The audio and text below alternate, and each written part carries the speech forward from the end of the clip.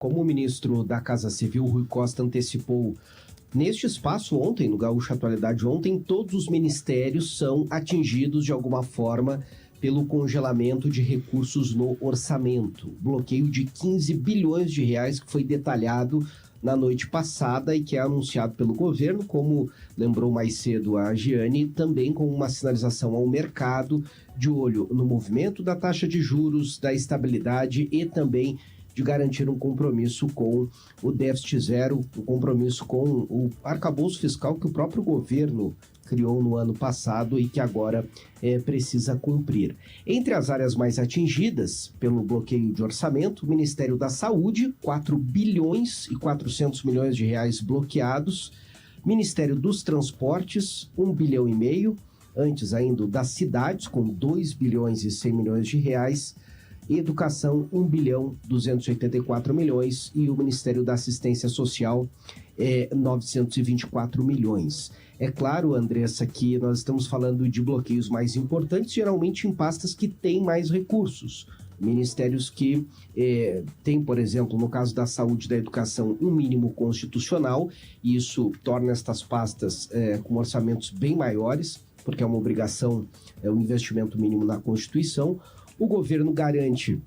que este bloqueio não vai prejudicar o cumprimento deste mínimo constitucional e disse que, apesar de cortes significativos em áreas sensíveis, houve uma diretriz nesta definição para preservar estes recursos de saúde e educação e também dar continuidade a políticas públicas prioritárias. Deste total, a maior parte dos recursos é do Poder Executivo, mas também há um valor relacionado a emendas parlamentares, as emendas de comissão do Congresso Nacional, pouco mais de 800 milhões de reais bloqueados. Parte do recurso pode ser liberada ao longo do ano se houver uma melhora na relação entre receita e despesa. O problema deste bloqueio de 15 bilhões de reais é que muitos analistas que conhecem bem as contas públicas consideram ele insuficiente, este bloqueio insuficiente para o cumprimento da meta de déficit zero, porque o governo considera que entre este ano e o ano que vem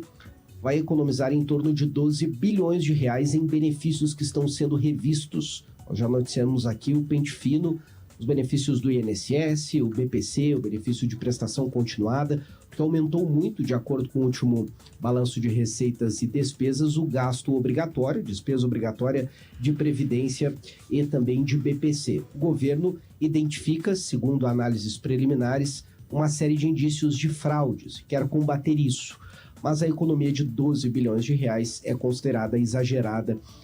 por muitos técnicos que trabalham na área, inclusive servidores do INSS e de outras áreas afim. Bom, até o final do ano a gente vai saber, né, se o governo vai conseguir, com este bloqueio, cumprir o déficit ou não. Por fim, Andressa,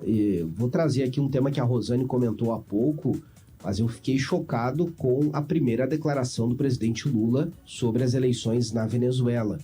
Primeiro,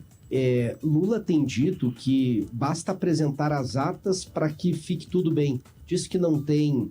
problema nenhum nas eleições, que foi um processo normal, um processo tranquilo, que basta a apresentação das atas. Mas, primeiro, isso está demorando demais, o que já coloca uma dúvida sobre a legitimidade de uma eventual apresentação destas atas.